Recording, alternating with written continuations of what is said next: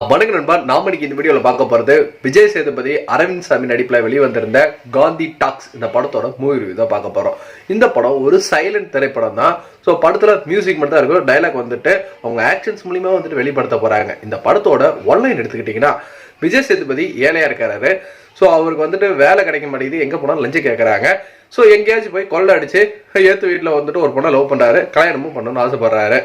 அப்படி அவர் கொள்ளடிக்க போற வீடு தான் அரவிந்த் சாமியோட வீடு. அரவிந்த் சாமி பெரிய ஒரு பணக்காரன். பட் ஏதோ ஒரு கேஸ்ல அவரோட சொத்துலாம் வந்துட்டு போயிடுச்சு.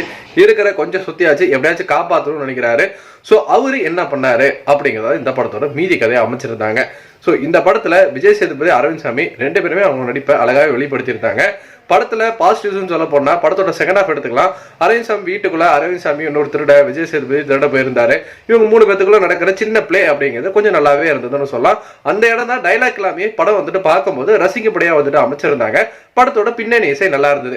இதை தவிர்த்து படத்துல வந்துட்டு ஒரு ஃபர்ஸ்ட் ஹாஃப் வரைக்குமே, ஃபர்ஸ்ட் ஹாஃப்க்கு மேலே இன்னும் கொஞ்சம் நேரமே கிட்டத்தட்ட நம்ம பொறுமையை ரொம்ப சொதிச்சிட்டாங்க. எந்த இடத்துல டைலாக் மூலியமா கன்வே பண்ணலாமோ அதை எல்லாத்தையுமே வந்துட்டு செய்கை மூலியமா இல்லைன்னா லெட்டர் மூலியமா எழுதி காட்டுறது, இதெல்லாம் உட்காந்து நாங்க படிச்சுட்டா இருப்போம், படம் பார்க்கறதுக்கு வரும். ஸோ அந்த இடத்துல இப்போ செகண்ட் ஹாஃப்ல நடந்த மாதிரி பிளே அப்படிங்கிறது ஃபர்ஸ்ட் ஹாஃப்ல கிடையாம போயிருச்சு.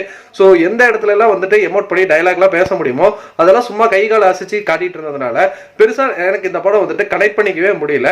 ஸோ இது வந்துட்டு ஆல்ரெடி கமல் நடிப்புல வெளியே வந்திருந்த பேசும் படம், அதாவது புஷ்பக் அப்படிங்கிற திரைப்படம் தான். ஸோ அந்த திரைப்படத்தை ஒரு இன்ஸ்பயரா வச்சுட்டு தான் இந்த படம் பண்ணியிருந்தாங்க.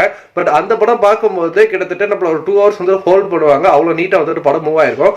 ஸோ ஒரு ஊம படம், அதாவது பேசுறதுக்கு எந்த இடத்துலயுமே வந்துட்டு ஒரு வாய்ப்பே இல்லாம அந்த படத்தை வந்துட்டு அழகா வந்துட்டு உருவாக்கி இருப்பாங்க. அது இந்த இடத்துல வந்து மிஸ் ஆயிருச்சு. என்னை பொறுத்த வரைக்கும் இந்த படம் ஒரு பிலோ ஆவரேஜான படமா தான் இருந்தது. நீங்க இந்த படம் பார்த்துருந்தீங்கன்னா உங்களுக்கு எப்படி போச்சுங்க நம்மளோட கமெண்ட் செக்ஷன்ல தட்டி விட்டுருங்க. நன்றி, வணக்கம்.